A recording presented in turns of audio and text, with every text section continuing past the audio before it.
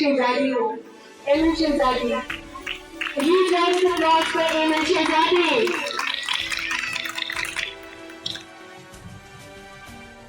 Good evening, everyone. Respected listeners, teachers, and dear friends.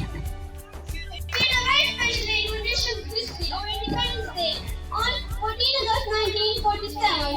Our country gained freedom from the British rule, and since then this day holds a special place in our hearts. Our journey to freedom was not a easy one. It was marked by struggle, sacrifice, and unwavering determination to be free.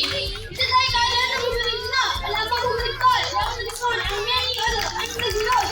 We want to life because of Independence Day in which our nation we are ruled with dignity. We are to our country full of faith, freedom. Independence Day is not just a reminder of our past, it is also a day reflecting present and future, as students and future.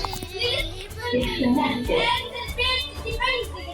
Always want to know Here. all the nations to us. In conclusion, I would like to say Independence Day is time to celebrate our freedom, reflect on and renew our commitment to our country. Thank you. Happy Independence Day. Excellent confidence.